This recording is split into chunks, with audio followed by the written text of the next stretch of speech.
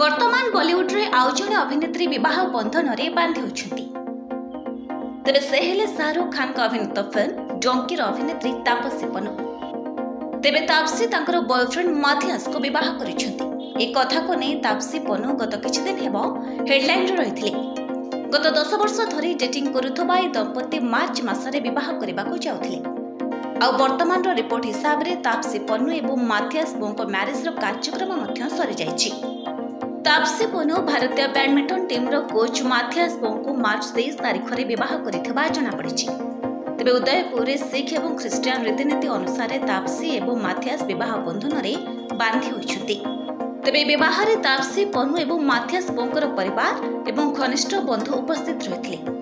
मार्च मास 20 तारिख रे विवाह पूर्वर समस्त कार्य आरंभ होई सारिथिला। ए दंपति सेमानक विवाह रे कोनोसी मीडिया रो मध्य ध्यान चाहु नथिले।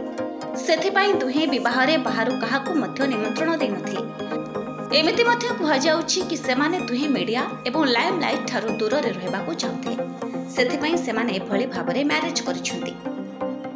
रिपोर्ट आहरी मध्य जणा पड़िछि कि अभिनेत्री तापसी पन्नूको विवाह रे कोनोसी सेलिब्रिटी मध्य शामिल होई नांती। ए अभिनेत्री जनक केवल इंडस्ट्री तांकर घनिष्ठ बंधु अनुराग काश्यप एवं कनिका को निमंत्रण करथिले। तबे जणाय रखिबाकू चाहेबो कि अनुराग काश्यप एवं तापसी अनेक फिल्म रे एकाठी काम करिसंती। जेमिति कि वेटरान निर्देशक अभिनेत्री को फिल्म मनमर्जिया एवं दोबारा रो निर्देशना दैथिले। सेपरि कनिका तापसी अनेक फिल्म रो स्क्रिप्ट लेखक भाबरे मध्य काम करिसंती। तबे कनिका तांको स्वामी को सहित तापसी का विवाह रे जोग दैथिले और सोशल मीडिया रे तापसी का भौणी शागुन एवं तांको संपर्क को सहित एक फोटो मध्य शेयर करी ए दंपति का विवाह विषय रे सूचना दैछंती। किंतु कहि रखिबो कि वर्तमान पर्यंत तापसी पन्नू विवाहर कोनोसी फोटो और वीडियो सोशल मीडिया रे शेयर करिनांती।